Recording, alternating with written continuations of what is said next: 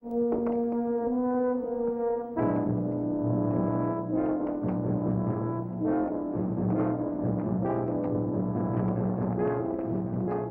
Snake! He's coming fast!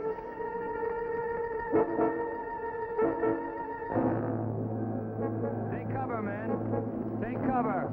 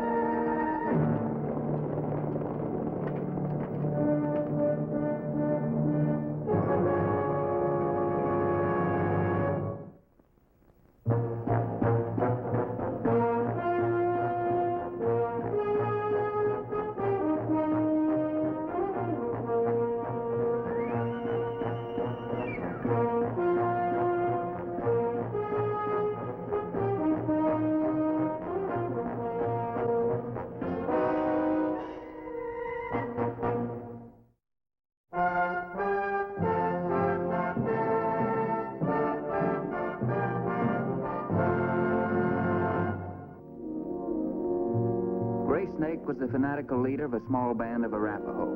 His daring guerrilla tactics had been causing plenty of trouble, and 3 officers had been killed under rather strange circumstances. My old friend Colonel Middleton wanted an undercover investigation. That's why George and I were here, decked out as soldiers. Reckon you must be Captain Smith. Go right in, the old man's expecting you. What's your name, Sergeant? Stringer. Sir? Sergeant Stringer, the next time we meet, I'll expect a salute from you. And I'll expect you to remember how to address an officer. Any questions?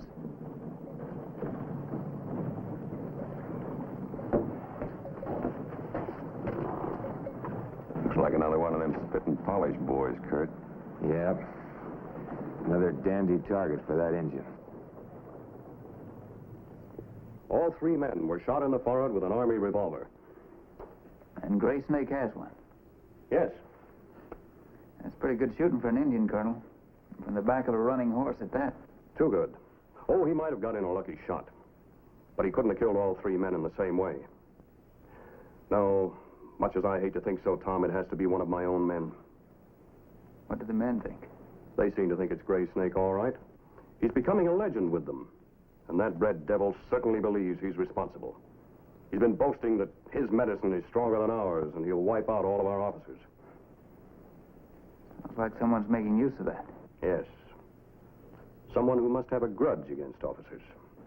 I'll see that whoever it is has reason to hate me, too. You'll have free hand in this, Tom. How do you want to proceed? First, I'd like to find out all I can about the officers who were killed. I have their files right here. Maybe you can find something I couldn't. This is Captain Carter's record. He was the first man killed. Lieutenant Andrews was a friend of the family. I practically raised him. Mason was just a kid. Been out here about a month. That's a shame. Colonel, if it's all right with you, I'll take these over to my quarters and study them tonight. Yes, certainly. Well, Carrie will be sorry she wasn't here to greet you. She's out riding. Should be back soon. Out breaking some poor soldier's heart, I'll bet. Yeah, she hasn't changed much. Oh, I warned her not to give you away. Good.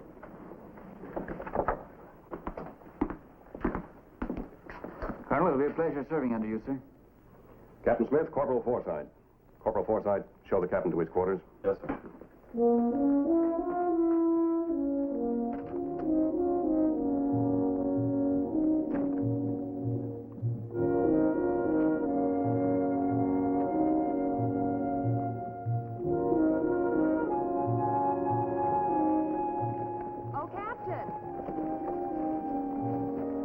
Put him away, Roger. Yes, ma'am. You want to go riding the same time tomorrow? No, I don't think so. Welcome to the fort, Captain. I'm Colonel Middleton's daughter, Carrie. My pleasure, Miss Middleton. Father and I'd be pleased if you'd join us for supper tonight. You're a servant, ma'am.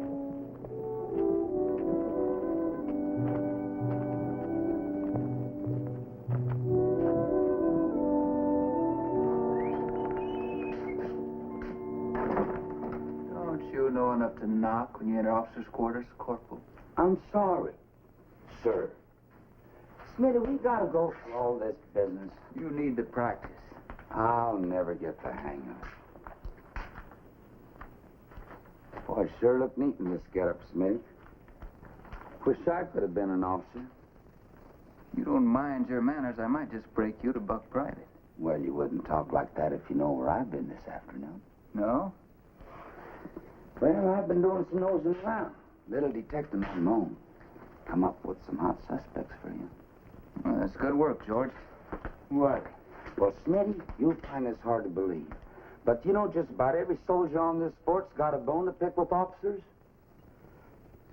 You're a big help, George. Thanks a lot.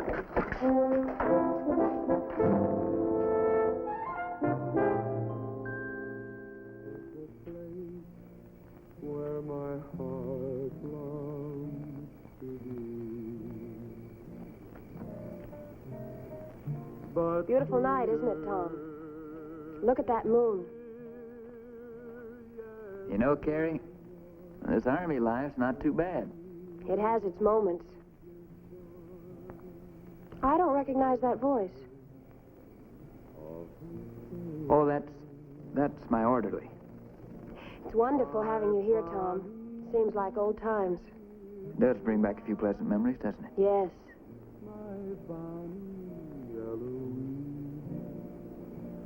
What?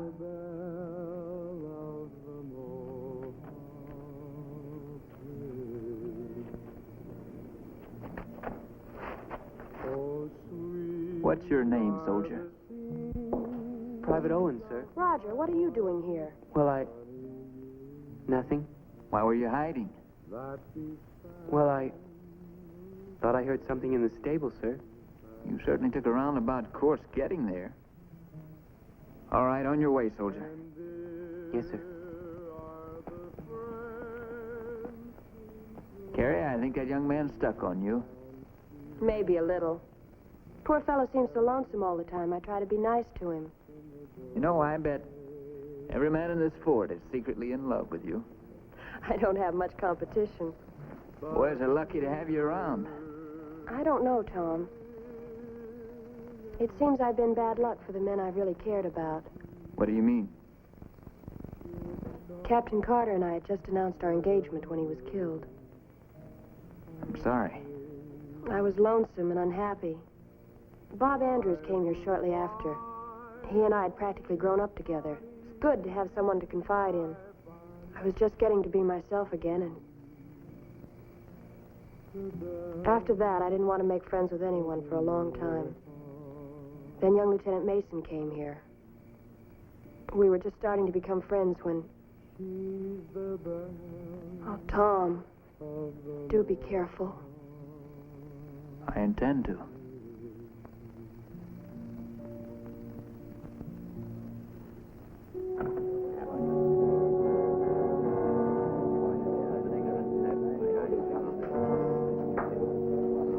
That captain of yours has got a lot to learn. He ain't my captain, O'Neill. You showed up here with it. You know, it's bad enough to have to serve in this stinking place without having to put up with officers like him, shoving his weight around. Gentlemen. By act of Congress. That kind don't last long around here. Well, don't blame me for bringing him out here. He brought me. You ain't much better. What did you mean by that? Take it any way you like. Come on, man, break it up. How about another song? Oh, say, Corporal, when you get your nerve built up enough, remember, I got first crack at you. You know, I'm going to oblige you. Right now, though, let's do Army on. Pep up this rifling outfit. 3 years ago this very day, I went to Governor's Isle to stand for an instant cannon in true military style. Our 13 American dollars each month we surely get to carry a gun and bayonet with a military step. Yo, there's Sergeant John McCafferty and Corporal Donahue. They make us march up to the cracking gallant company queue. The drums they roll upon me soul, for that's the way we go. 40 miles a day on beans and hay in a regular army, oh. The best of all the officers is Second Lieutenant McDuff. Of smoking and of sleeping, he never got enough. Says the captain, all we want of you is to go to Reveille, and we'll let the first sergeant stay and run the company. Yo, there's Sergeant John McCafferty and Corporal Donahue. They make us march up to the cracking gallant company queue. The drums they roll upon me soul, for that's the way we go.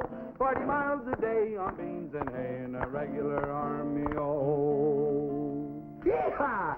Hey, I thought taps sounded over an hour ago. I'm going to establish a little discipline in this outfit. What's wrong with your hat, O'Neill? Is it glued on? What kind of an example are you setting for these men, Sergeant? A good example for a real soldier. Sir? If you're looking for trouble, Sergeant, I'll see that you get plenty of it. Well, why not now? Just a minute, Sergeant. Let's be fair about this. You promised me the first dance, remember?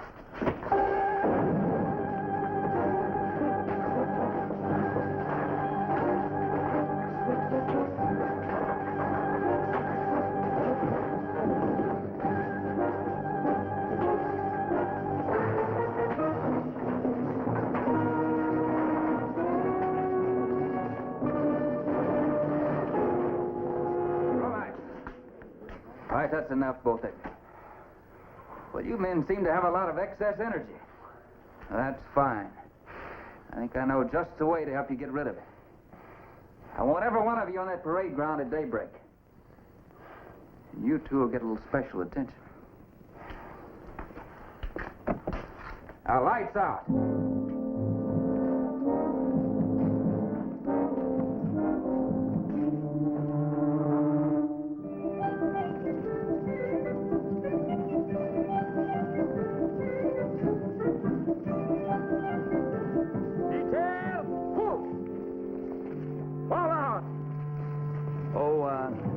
Corporal and Sergeant Stringer. You two still look fresh. I think you better take a few more turns around. Come on the double.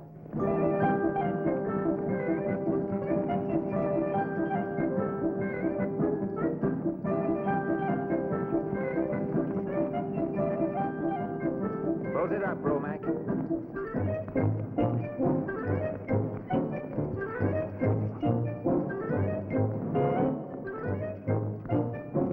Speak to you, sir. Well? Gosh, Smitty, ain't this carrying things a little too far?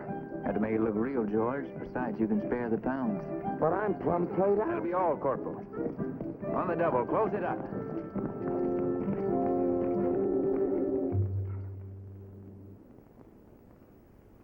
On guard! Detail, hit, hut!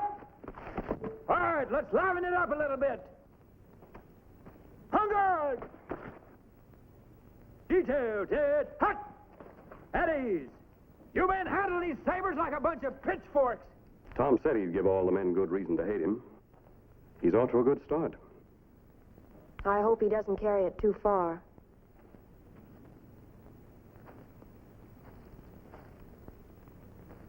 Corporal Forsythe. 10. Hut! 2 paces forward. Push. You seem to know what you're doing with that.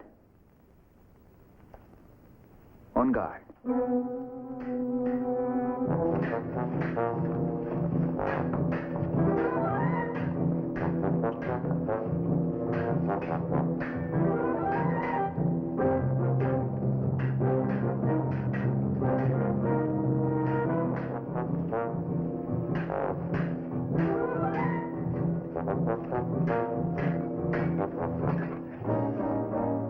Come on, soldier. You can do better than that.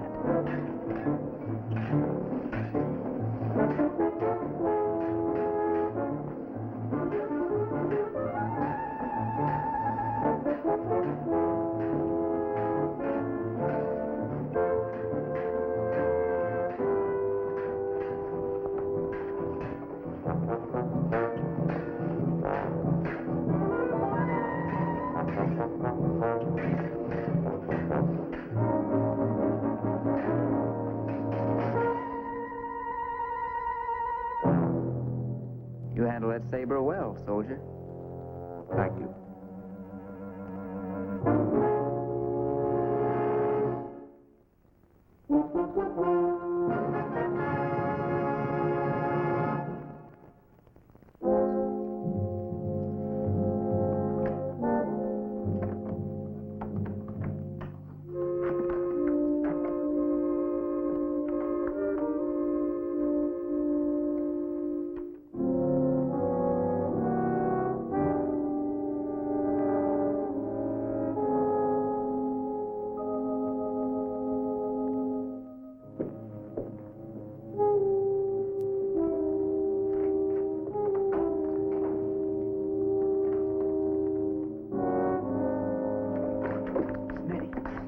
One of them worked.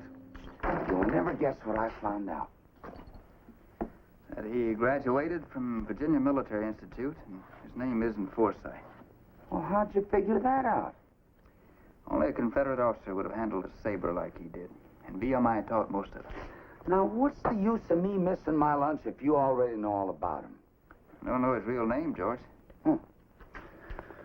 Well, it's Lieutenant Wayne F. Charlton. Charlton, huh? I'm not too surprised. A lot of Southern officers came out to the frontier to join the Army after the war.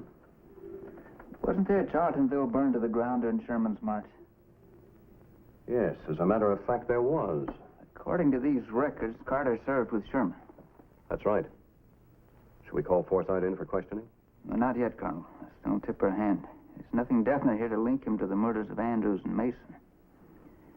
Captain Carter seems to have made a lot of enemies. Yes. Carter was a good officer, but too much of a disciplinarian. I noticed you had to warn him about flogging. And some of the men he had whipped are still here. Owens and O'Neill, for instance. I left Carter in charge once when I had to go back east. The men were ready to mutiny when I returned. That's when I called him up about the whippings. Soldiers won't take too much of that. He had a run-in with Stringer, too, didn't he? That sergeant's always been in trouble with the officers. He resents all West Point men. Thinks he's a much better soldier than any of them. About half right, too. Well, there are 3 or 4 men here who could be guilty. I think we'd better call them a little closer before we come out in the open. I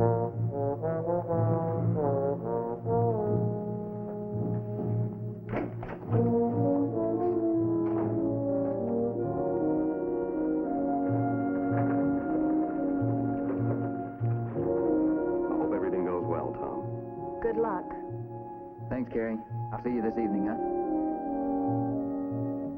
George and I hadn't been able to uncover anything new, and Chief Richards had only loaned us to the Army for a week. So I decided we'd have to bring things to a head.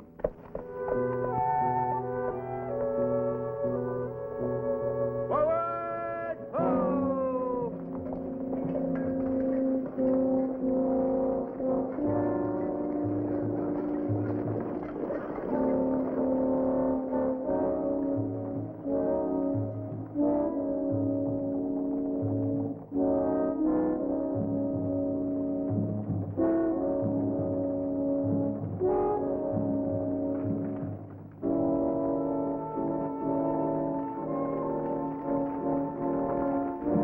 Captain, don't you think we ought to be riding down in the gullies out of sight?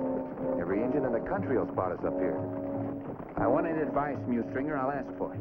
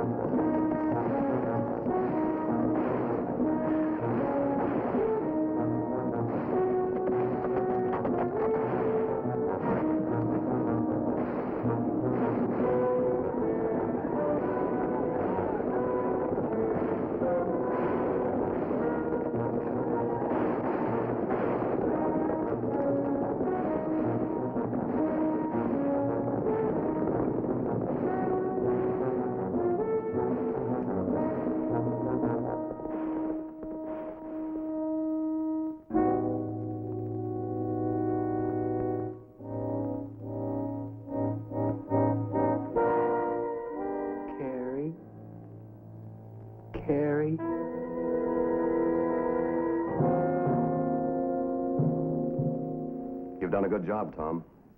I know it wasn't easy to keep your eyes on the Indians when you knew that one of your own men had a pistol pointed at the back of your head. Well, at least when I turned around, I had a pretty good idea where to look. George was keeping his eyes on Forsyth, and I'd kept track of Owens. And Sergeant Stringer? Once I heard him pop off, I didn't suspect him any longer. You see, unlike Owens, he had a safety valve. Wonder what made Owens do it. I think I know now. I didn't realize before, but he was jealous of me. Why, he even tried to discourage my engagement to Captain Carter. I didn't pay any attention to him at the time, just thought he was a silly kid. That's not your fault, Carrie. Owens was jealous of Carter, but he never would have killed him if it hadn't been for the whippings. When his scheme worked so well, he decided to use it again. Well, it's all over now. Guess maybe I earned an extra stripe, Sir? Oh, heck, Smitty. You know, George, I think you'd make an excellent civilian. Now, I wonder if I might prevail upon you two to accept one more serious assignment for me. Of course, Colonel. I think it'll do Carrie good to go back east for a while. Would you and George mind escorting her to the stagecoach line in Denver? Colonel, that's the nicest assignment we've ever had. Dinner?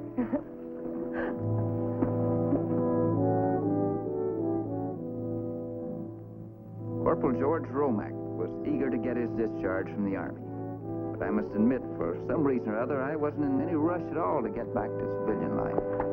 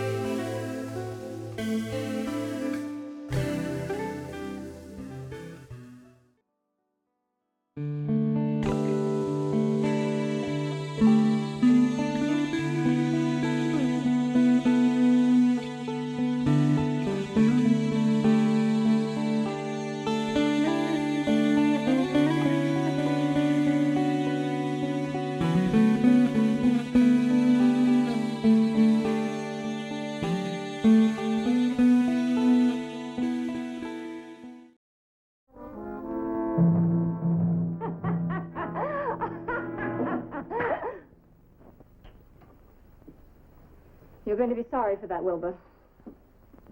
Please forgive me, Stella. I'm afraid I lost my temper. You shouldn't have laughed at me. Why not? The idea of the righteous Judge Harrington trying to buy back his honor. Oh, my dear, it's very funny. I don't like to resort to the persuasion of money, but I've come to learn it's the only thing you understand. The answer is no. I've got what I want, and I intend to hang on, so you might as well make the best of it. I'm not going to argue with you, Stella. I've tried all I can to be reasonable to make you understand. I've pleaded with you. I've even begged. But that's all over now. What's left of my pride won't let me go on any longer. Deceiving my family, destroying my self-respect. Your self-respect? Well, the only respectable thing about you is that title of yours. And how long do you think you're going to have that once I open up my mouth about us? What a blind fool I've been. You think I'm bluffing, don't you? Well, you just wait and see. Because nobody drops Stella Dean. When I get through with you, your name won't be fit for the gutter. I'll see that they knock you off that bench so fast you won't know what hit you. The mighty judge.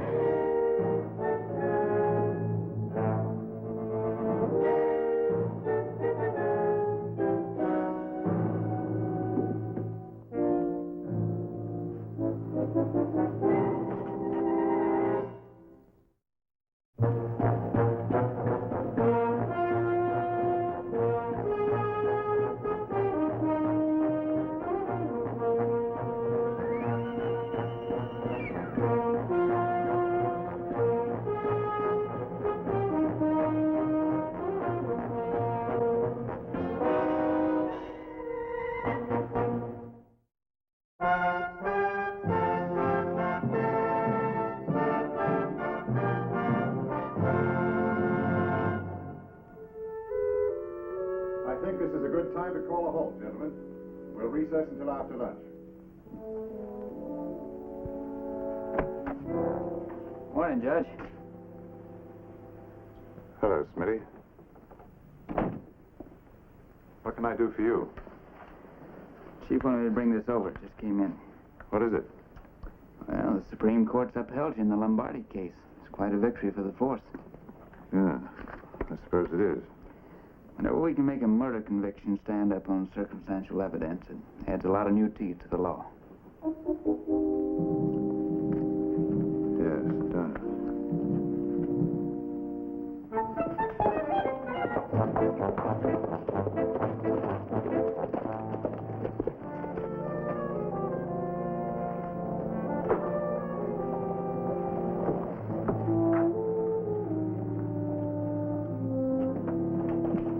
Howdy, Smitty. How's the strong right arm of the law? It's getting stronger by the minute. Let that be a warning to you. As of today, the Denver police force can sit back and relax. I've become a reformed, law-abiding citizen. I'll keep your secret. Oh, it's true. You find this hard to believe, Smitty, but the most wonderful girl in the world has just agreed to become my wife. Marry you? She must be out of her mind. I told her the same thing, but it didn't do me a bit of good. That's great, Chris. Who's the unlucky girl? Well, I'd better spring it on the judge first. Well, good luck.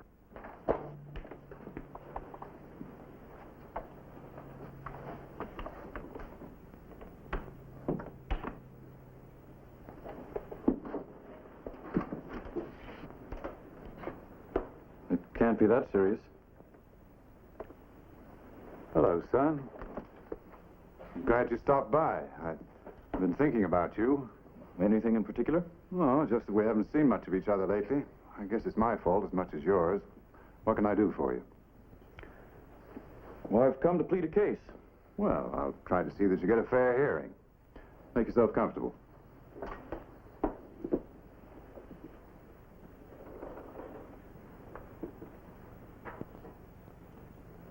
Trouble, Chris? Maybe. Dad, I'm going to marry Alice Kirby. Well, I'd hardly put that under the heading of trouble. Alice is a fine girl. The Kirbys are an excellent family. Well, that's what I came to talk to you about, Dad. The Kirbys. What about them?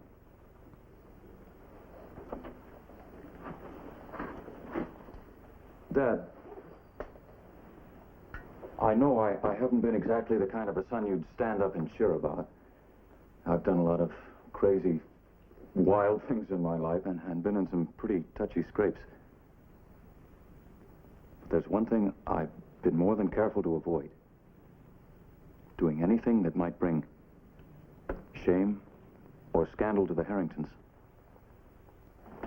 I want to do as much for the Kirbys. Meaning what, Chris? Meaning Stella Dean.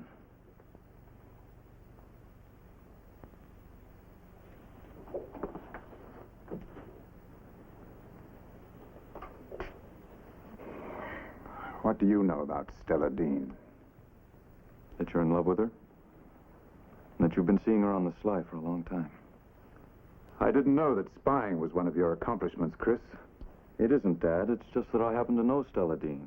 I've known her for a long time. Why have you waited until now? It wasn't important until now. Only when it directly affected you, huh? I'm disappointed, son. I'd hoped that my conduct accounted for something, even if you didn't stand to lose by it. You're wrong, Dad. It hurt a lot more than you'll ever know. You see, I happen to think that Mother's a pretty wonderful woman. I'd be the last to deny that.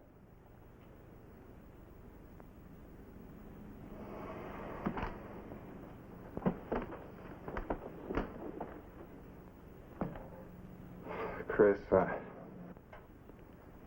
I can hardly expect you to believe this. I'm not sure I have the right to even ask you, but if there was once something between Stella and myself, it no longer exists.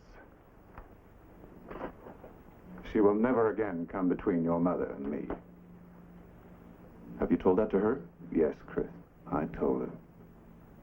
She wasn't prepared to accept it, however. You mean she refused to let you go? Yes. Let me talk to her, Dad. No. The responsibility is mine, son. All right, Dad. Now I've got to go out to the Kirbys. I just wanted to have this talk before breaking the news to Alice's folks.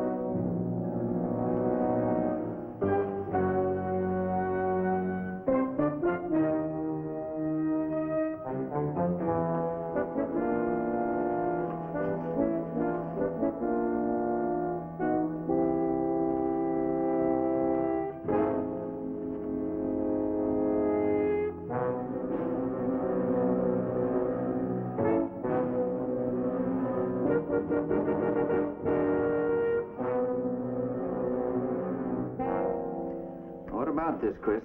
Do you usually go around with an empty wallet in your pocket? Not usually. We found a lot of money near the body. Isn't it a fact, Harrington, that money came from this wallet? That you went to that cottage specifically to buy your way out? No, that's not true. All right, Chris.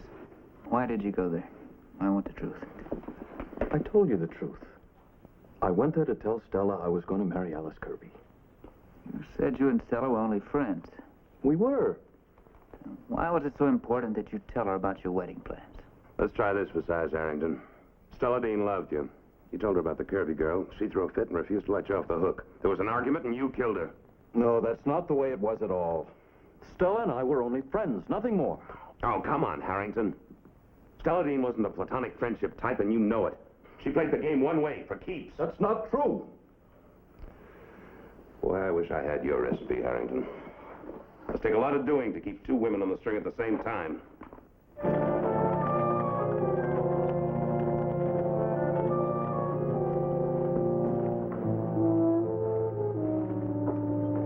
And during this time, she never mentioned anyone else that might have had a motive? Chris, I came as quickly as I could. I know you had nothing to do with it, darling. I know it. Alice, you shouldn't have come here. Miss Kirby, as long as you're here, we'd like to ask you some questions, too, if you don't mind. You want to step in the chief's office?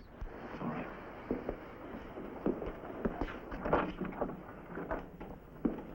You sit down, please. Sorry to inconvenience you, Miss Kirby. I'll do anything I can to help Chris. Anything. We know how you feel. Alice, how well did you know Stella Dean? I didn't know her at all. Were you aware of the fact that Chris knew her? No, he never mentioned it. You two only became engaged today, didn't you? Yes, this morning. When he proposed to you and you accepted, what did he say? He was very pleased. I'm sure he was, but what exactly did he say? I don't know quite what you mean. Well, for example, did he want to go directly to your folks and tell them the good news? No, he said he had something important he had to do first. But he didn't say what it was. Just that it couldn't wait. That the success of our marriage might well depend on it. Well, he seemed worried, so I didn't think I should question him about it. And then he left to do whatever it was he had to do? Yes. Did you see him again after that? No. Thank you, Alice. Chris didn't do it, Tom. He couldn't do such a thing. Murder? My son accused of murder? He hasn't been accused of anything yet, Judge. He's just being held as a suspect. Why? Because he's been involved in a few harmless scrapes? He had nothing to do with it. Nothing. And there's nothing to worry about. We have to explore every possibility. I'm sure you understand that better than anyone.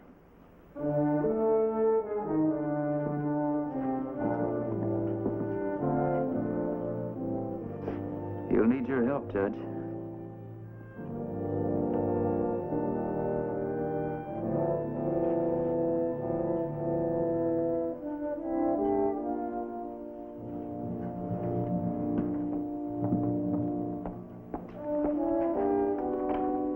Hello, Tom. Mrs. Harrington. What is it? What's wrong? It's Chris, isn't it? He's in some kind of trouble. Yes, ma'am, I'm afraid he is. But I'm sure he can depend on his father. We'll be waiting in the chief's office.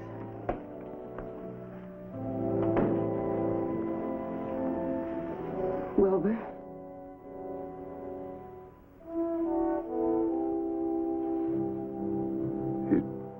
He's been accused of murder. Oh, no. It's not true. He couldn't. No, Martha. Chris could never do such a thing. What are you going to do? I'm going to see that they get the man they want, and it won't be our son. You have my word.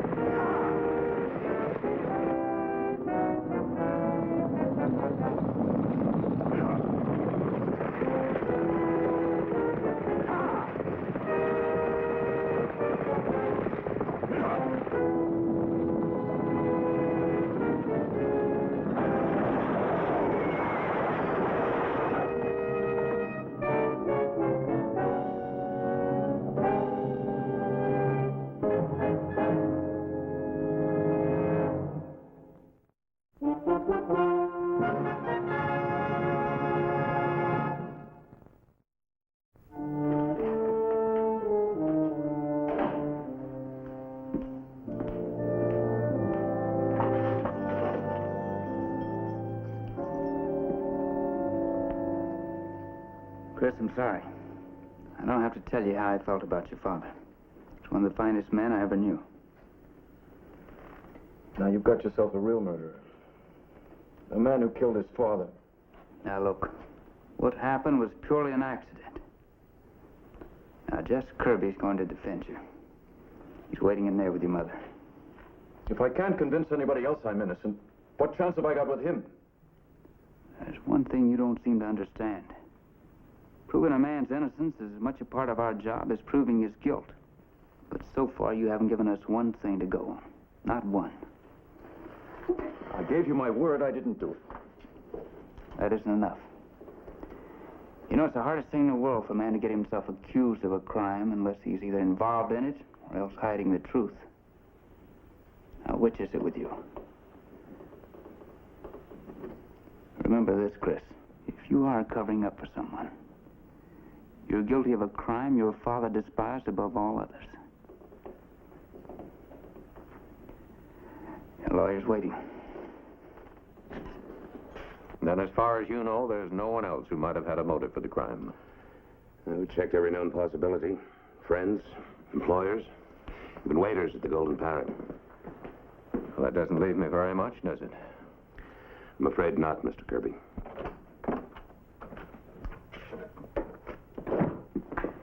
Are you all right, son? I'm all right, Mother. We're here to help you, just as your father would have done. This has been quite a shock to all of us, Chris. As Alice's father, I feel compelled to do everything I can for you. I think we should have a talk in private. I can only tell you what I've already told them. I had nothing to do with it. Chris, Chief Richards here has briefed me on the evidence. It's mighty damaging. I'm sure you realize that. I told them the truth. I didn't kill her. I swear I didn't. Who did? I don't know. Will you swear to that, too?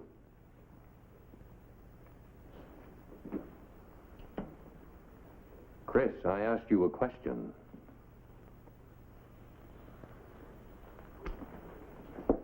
Chris, you do know. You know who killed that girl. No. Chris, you've got to tell me who it was. Who was it? Who? I told you I don't know. Now leave me alone. Please leave me alone. Chris, men have been put to death on a lot less evidence than we have against you right now. Now, who killed that girl?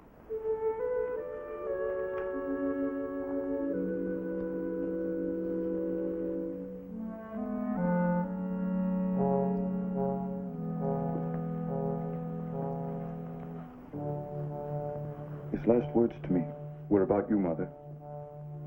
He loved you very much. He swore that she'd never again come between you. That's why he had to kill her. Chris, your own father. How could you? May God forgive you.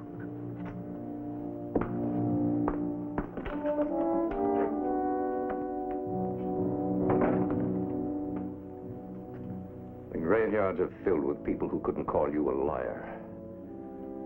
Why did you have to pick a man like your father?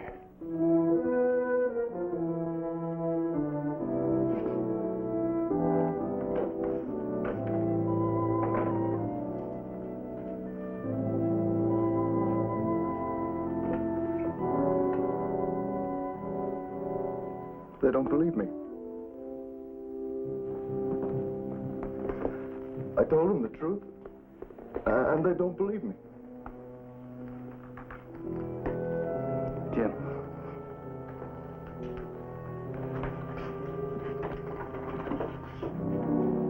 Sheesh. I thought I'd seen everything.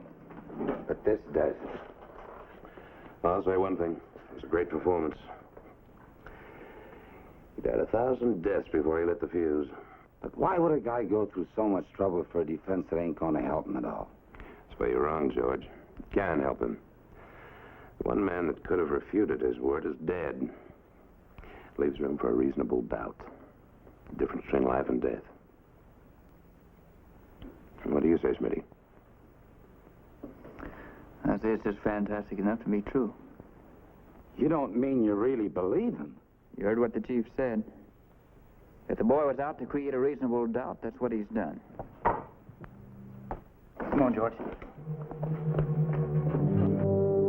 If we could prove that the judge had been at Stella Dean's, Chris's claim wouldn't seem so fantastic after all.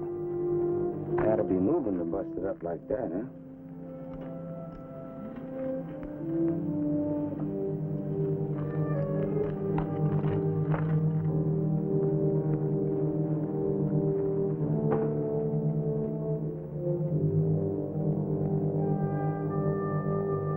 The mark of a loose tire bolt would be as good as an eyewitness.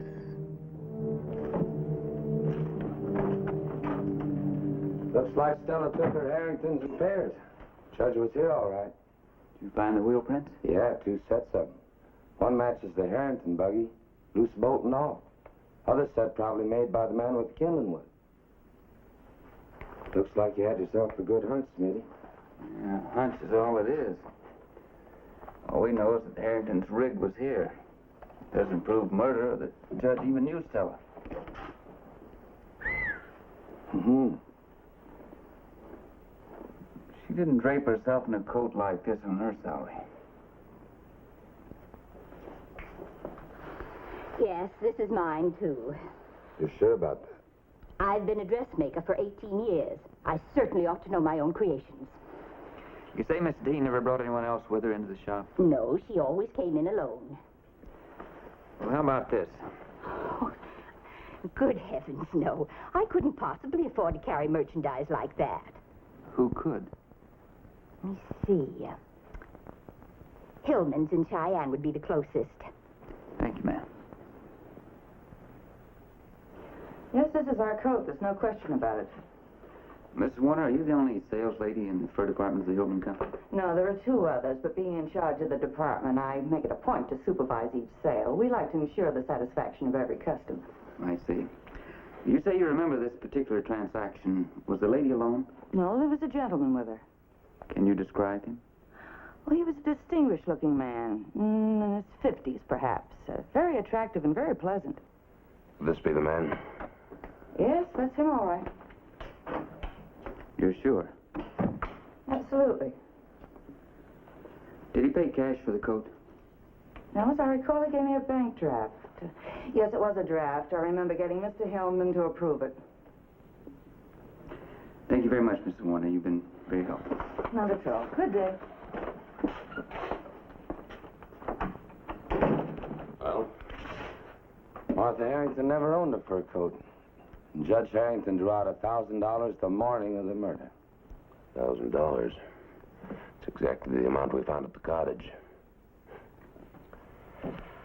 I guess I have to concede the boy was telling the truth. Looks like that does it, huh, Smitty? As soon as we get our hands on that bank draft. Boy, was I wrong about that Harrington kid. Here I thought we had an open and shut case. There's no such thing as an open and shut case, George.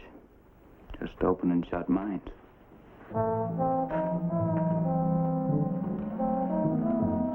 Even when things looked hopeless for Chris, Alice's loyalty had never wavered. It was a real pleasure to place Chris in her custody.